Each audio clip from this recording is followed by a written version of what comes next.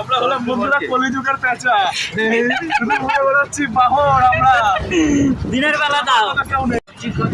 So hey guys, অনেকদিন ধরে শরীরটা খারাপ ছিল বলে আর ব্লগ বানানো হয়নি। মোটামুটি ঠিক আছে।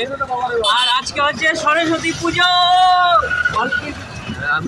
সরস্বতী পুজো, ইয়েস সরস্বতী পুজো তো। আর আমরা এখন যাচ্ছি, আমাদের সরস্বতী আমাদের জীবনে নেই, এসেও থাকেনি, চলে গেছে অল্প দিনের জন্য। তাই আমরা যাচ্ছি লক্ষ্মীর টানে, ক্যাটারিং এ। টাকা ইনকাম করতে যাচ্ছি আমরা। আসল সরস্বতী লক্ষ্মী কিছু না, আসল হচ্ছে টাকা। টাকা থাকলে সরস্বতী আসবে, লক্ষ্মী আসবে, ঠিক আছে। আর এইটা হচ্ছে আমাদের এখন রাস্তার গন্তব্য পথ। আর আজকে শুধু রাস্তায় রাস্তায় সরস্বতী দেখতে পাবে। একমাত্র সরস্বতী, একমাত্র দিলীপের আছে, পেছনে বসে রয়েছে। ওই যে ওই দিলীপের পিছনে একজন আর সরস্বতী আছে, বাদ বাকি কারণ আছে লুকিয়ে লুকিয়ে আছে সবার। সরস্বতী বাড়িতে বলো, তাই লক্ষ্মী আনতে যাচ্ছে। লক্ষ্মী আনতে যাচ্ছে, বলছে লক্ষ্মী না আসলে সরস্বতী থাকবে না, ঠিক আছে। কারণ লক্ষ্মী আর সরস্বতী এক একজনের পরিপূরক। আর রাস্তায় আজকে অনেক সরস্বতী বেরিয়েছে, যার যেটা পছন্দ তার সেটা নিয়ে নিতে পারো, কারণ সরস্বতীর বর।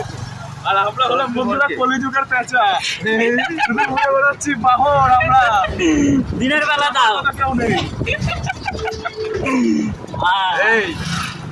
আর সব থেকে বড় কথা হচ্ছে আমাদের এখন সব থেকে বড় কথা, এই বছর না সরস্বতী পুজোর ক্রেজ কম, তাই না? সরস্বতী নেই, সরস্বতী পুজোর অতটা আনন্দ নেই এখন আর, ঠিক আছে, যতটা আগে ছিল আনন্দ। এটা হচ্ছে আমাদের রথতলা গেট। রথতলা গেট জিন্দাবাদ।